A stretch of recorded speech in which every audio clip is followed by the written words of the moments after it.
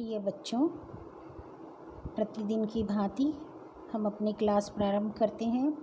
आपको 74वें स्वतंत्रता स्वाधीनता दिवस की बहुत सारी शुभकामनाएं। और हम अब वापस 2 दिन के ब्रेक के बाद अपनी कक्षा से जुड़ते हैं। जूठन उपन्यास नवम प्रश्न पत्र MA फाइनल। लेखक हैं, उपन्यासकार हैं ओम प्रकाश वाल्मीकि।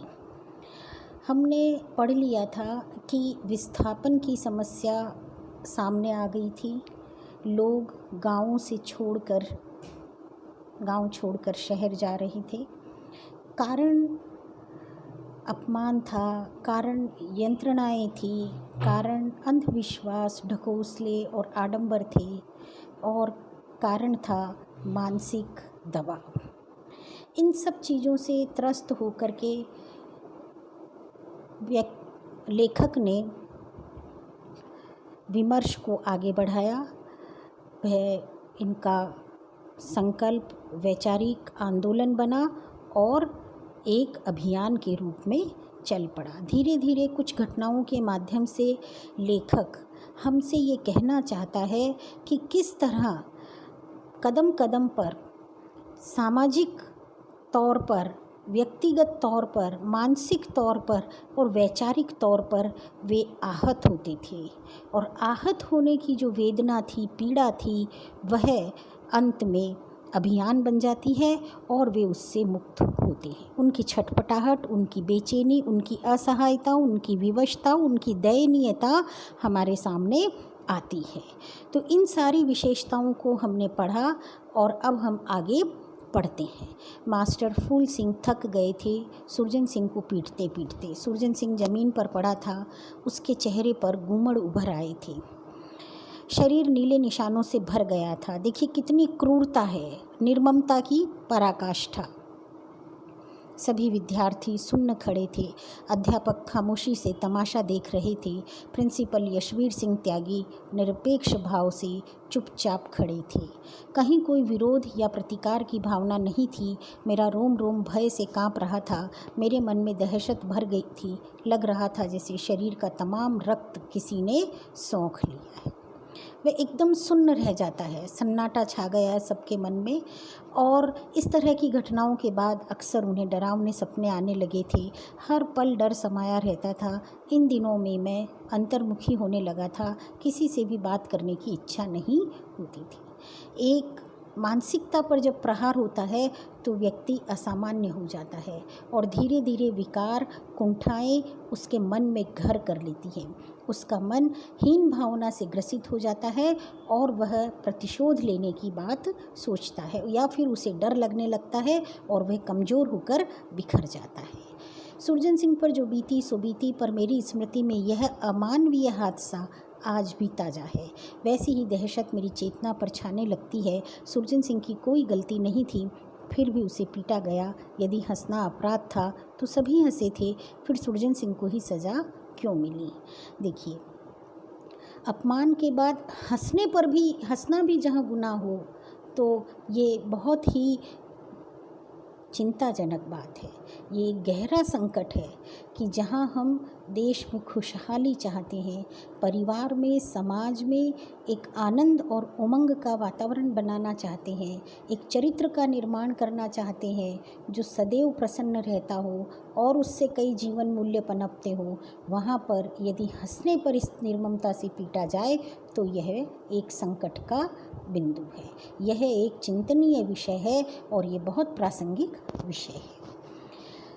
इस घटना के बाद सुरजन सिंह का मन उखड़ गया था। उसका मन पढ़ाई से उचटने लगा था। हाई स्कूल बोर्ड की परीक्षा देते ही वह देहरादून लौट गया था। ऐसे ही आदर्श शिक्षकों से पाला पड़ा था। उस समय बचपन से किशोर अवस्था की ओर बढ़ते हुए जब व्यक्तित्व का निर्माण हो रहा होता है, तब ऐसे दहशत भरे माहौल में जीना पड़ा। इस पीड़ा का एहसास उन्हें कैसे होगा जिन्होंने घृणा और द्वेष की बारीक सुइयों का दर्द अपनी त्वचा पर कभी महसूस नहीं किया। जाके पाँव न फटी बिमाई, सो क्या जाने पीर पराई। जिसने खुद ने कोई दर्द ना भोगा हो, उसे इन सारी पीड़ाओं का एहसास कैसे हो सकता है? अब लेखक यहाँ पर ये कहता है कि आप बीते तो हम जाने, पर पीड़ा सम नहीं अधमाई। तुलसी ने भी सामाजिक जीवन मूल्य के समय ये कहा था कि परहित सरिस धर्म नहीं भाई, पर पीड़ा सम नहीं अधमाई, कि पराये को परहित उपकार करने के समान कोई धर्म नहीं है और दूसरे को पीड़ा पहुंचाने के समान कोई पाप नहीं है। अपमान जिन्हें भोगना नहीं पड़ा वे अपमान बोध को कैसे जान पाएंगे। रेतीले ढूंढ की तरह सपनों के बिखर जाने की आवाज़ नहीं होती, भीतर तक हिला देने वाली सर्द लकीर खिंच जाती है जिस्म के आर पार। कभी कभी लगता है जैसे क्रूर और आदिम सभ्यता में सांस लेकर पले बड़े हैं। ये रेखांकित कर लीजिए, बहुत महत्वपूर्ण अंश है और व्याख्या के योग्य है, और इसे अपनी अभ्यास पुस्तिका में व्याख्या करिए, सप्रसंग व्याख्या इसकी लिखिए। ब्रजपाल सिंह त्यागी भी बीएससी करते ही इंटर कॉलेज बरला में अध्यापक हो गए थे और हमें विज्ञान पढ़ाते थे। कॉलेज के सभी प्रबंधक त्यागी थे। ब्रजपाल सिंह त्यागी देवबंद के पास एक गांव के रहने वाले थे। बरला में उनकी कई रिश्तेदारियां थी। अध्यापक बनते ही उन्होंने हरे रंग की एक साइकिल खरीदी थी। उन दिनों साइकिल बहुत कम लोगों के पास हुआ करती थी। कॉलेज के प्राचार्य यशवीर सिंह त्यागी भी साइकिल से ही कॉलेज आती थी। किराए की साइकिल लेकर मैंने साइकिल चलाना सीखा था। कई बार गिरा, चोटें खाई, लेकिन साइकिल चलाने का जुनून सवार था।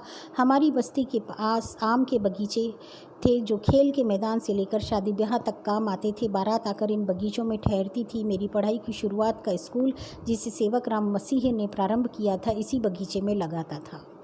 इसी बगीचे में मैंने साइकिल चलाना सीखा था। इन बगीचों को काट कर अब आवासीय मकान बन गए हैं, लेकिन मेरी स्मृति में अभी भी बगीचों की ढेरों यादें छिपी गई है। धीरे धीरे बस्तियां उजड़ती है और वहाँ पर कॉलोनियाँ बन जाती हैं, मकान बन जाते हैं, और इस तरह से हम प्रकृति से दूर चले जाते हैं और प्रकृति पर अपना कब्जा कर लेते हैं। वे वन, वे बगीचे, वे फूल, वे फल हमसे जुदा हो जाते हैं। बस्ती में बालक राम और भिक्खू राम दो भाई थे। बड़ा बालक राम इंटर कॉलेज में झाड़ू लगाने का काम करता था। छोटा भिक्खू राम उसकी मदद करता था। प्राचार्य ने उसे कक्षा में बैठने की अनुमति दे दी थी। इससे पहले उसकी पढ़ाई लिखाई औपचारिक रूप से नहीं हुई थी। अपनी कक्षा के बच्चों से वह 8-9 वर्ष बड़ा था। मेहनत और लगन से वह पढ़ने लगा था। कॉलेज के अध्यापकों के कई निजी कार्य भी वह कर देता था। एक दिन उसने कहा कि ब्रजपाल मास्टर के गांव जाना है, उनके घर से गेहूं का कट्टा लाना है, साइकिल से जाएंगे। वह चाहता था कि मैं उसके साथ चलूं। मैंने पूछा, साइकिल कहाँ से लोगे? उसने कहा, मास्टर ब्रजपाल की साइकिल से चलेंगे। ब्रजपाल सिंह त्यागी की हरी साइकिल का नाम सुनते ही मैं रोमांचित हो गया था। मैंने पिताजी से इजाज़त मांगी तो उन्होंने हाँ कर दी। अगले रोज़ हम लोग सुबह निकल पड़े। बरला से बंद का कच्चा रास्ता था जिस पर साइकिल चलाना कठिन हो रहा था। कहीं कहीं तो रेत इतनी ज़्यादा थी कि पैदल भी साइकिल खींचना भारी पड़ रहा था। गोपाली के बाद नाला पार करते ही काली नदी का पाठ शुरू हो गया था। नदी पार करने में भिक्खू राम ने साइकिल कंधे पर उठा ली थी। देवबंद से लगभग 2 मील पक्की सड़क थी, फिर गाँव का कच्चा रास्ता था। इसी पक्की सड़क पर आते ही भिक्खू राम ने चलाने के लिए साइकिल मुझे दे दी थी। वह खुद कैरियर पर बैठ गया था। भिक्खू राम का वजन काफ़ी था, फिर भी साइकिल चलाने के जोश में मैं उसके वजन को भूल गया था। थोड़ा सा अंश हम छोड़ देते हैं। कुछ देर बाद एक बुजुर्ग आए। चबूतरे पर पड़ी चारपाई पर लेटकर कंधे की चादर सिर के नीचे रख ली। वे काफ़ी दुबले पतले थे, चेहरे की हड्डियां उभरी पड़ी थी। उन्होंने किसी को आवाज़ दी। ब्रजपाल सिंह का भाई बाहर आया। हुक्के पर रखी ठंडी चिलम उतार कर ले जाने लगा तो बुजुर्ग ने पूछा, यो कौन बैठा है? मेरी ओर इशारा था। बरला से आया है, बिरजापाल ने भेजा है, गेहूँ लेने आए हैं, एक भीतर है, कट्टे में गेहूँ भर लिया है, भाई ने जवाब दिया। बुजुर्ग ने मेरी ओर देखा। बेटे वहाँ क्यों बैठा है? इंगे आके चारपाई पे बैठ जा। बाबा जी मैं यहीं ठीक हूँ, मैंने उत्तर दिया। ना बेटे यहाँ आके बैठ। उनकी जिद पर मैं उठकर चारपाई पर बैठ गया। पढ़े है? बुजुर्ग ने कहा। जी 10वीं में हूँ। मारा बिरजपाल पढ़ाए है? जी। बूढ़ा चुप हो गया था। थोड़ी खामोशी के बाद बोला, अरे बिरजपाल को तो कलेक्टरी मिल रही थी, वो नहीं मानना, अड़ गया। मुझे तो मास्टर ही बनना है। देश में अच्छे मास्टरों की बहुत कमी है। हमने भी कह दिया जो जी में आए कर ले, यहाँ की फिक्र मत करना। बाप दादों की ज़मीन जायदाद बहुत है, खेती बाड़ी है। मैं उनका एकालाप सुन रहा था। वे बोले जा रहे थे अपने बारे में, अपने परिवार के बारे में, जैसे यही दुनिया है, इससे बाहर कुछ नहीं। ब्रजपाल सिंह ने के भाई ने बाहर आकर कहा, चलो रोटी तैयार है, खा लो। मैंने इनकार कर दिया तो बोले, घर से बिना खाए जाओगे तो बरले में हमारी क्या इज्जत रह जाएगी। यहाँ पर जो संभाव है, अतिथि सत्कार है, वह एक विशेष मूल्य है। ये भारतीय सभ्यता है, ये भारतीय संस्कृति है, ये हमारे मानवता के जीवन मूल्य है जो ग्रामीण क्षेत्रों में आज भी है कि घर आए हैं तो रोटी खाकर जाए, पास बैठे, उनकी अपनी दुनिया है। उन्हें राजनीति से, सियासत से, छल से, कपट से, बैर से, द्वेष से, आतंक से, अपमान से कोई लेना देना नहीं है। जितनी भी नकारात्मकता है और जितनी भी विध्वंसात्मकताएं हैं, जितनी भी विसंगतियां हैं, वो हमारे से बहुत दूर है। यहाँ पर एक पंक्ति याद आती है गे की, आप व्याख्या में लिखिए, विशेष में लिखिए, तुलनात्मक लिखिए कि वो कहते हैं, सांप कविता में लिखते हैं कि सांप तुम शहर तो गए नहीं, कहाँ से सीखा डसना और कहाँ से पाया ये जहर। मतलब मनुष्य के मन में जो जहर है, जो विषैलापन है, जो प्रतिस्पर्धा है, जो दूसरे को काट कर फेंक देने की का बैर है, वो सारी समस्याओं की जड़ है।